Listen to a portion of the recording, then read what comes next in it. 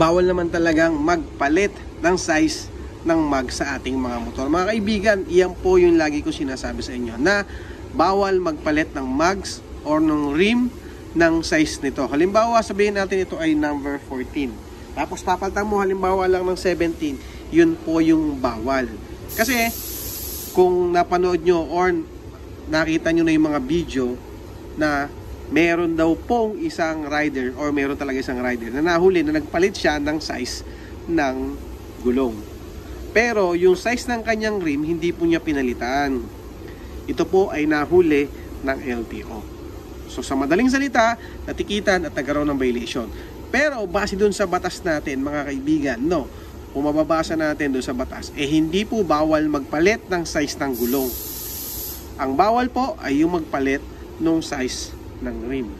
Ang problema natin, papaano kung gano'n ang nangyari sa atin?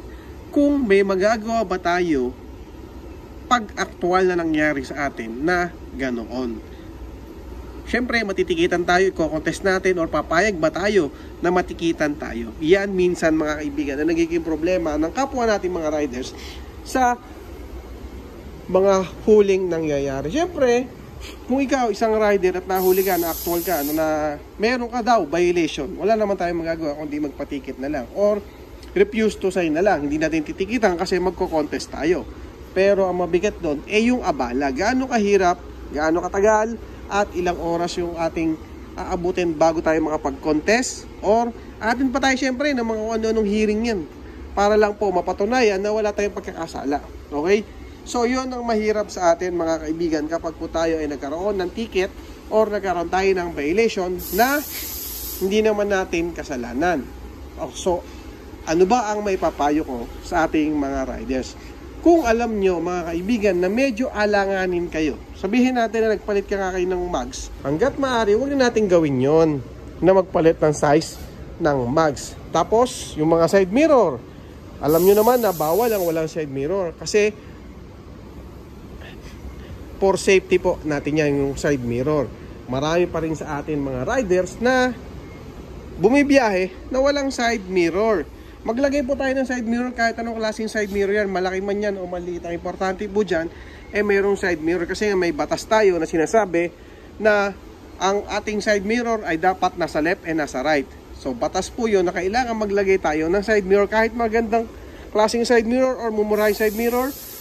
Maglagay po tayo tulad yan, magagandang klase ng mga side mirror yan. Maglagay po tayo yan. Eto, diba? Marami sa atin nagsasabi, bawal daw to. Pero kapag dumaan sila sa mga checkpoint, hindi naman po nahuli, hindi naman natitikitan to, itong ganitong klaseng side mirror. Sabi nila, 3 finger, 4 finger daw, pero pinapalampas po ng LTO yung mga ganitong side mirror. Kasi sabi nga sa batas, left and right po yung ating side mirror. Okay, so yan, malinaw sa ating mga kaibigan na hindi po bawal magpalit ng size ng gulong.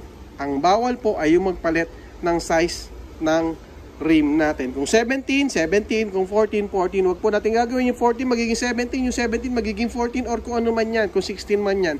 Ay, yun po ang pinagbabawal sa batas natin. Pasok po yan kasi sa modification ng ating sasakyan. Okay? So, ingat po tayo mga kaibigan sa mga bibiyahe. Sana wala na mahuli at matitikitan dahil sa ganung klaseng violation. Thank you!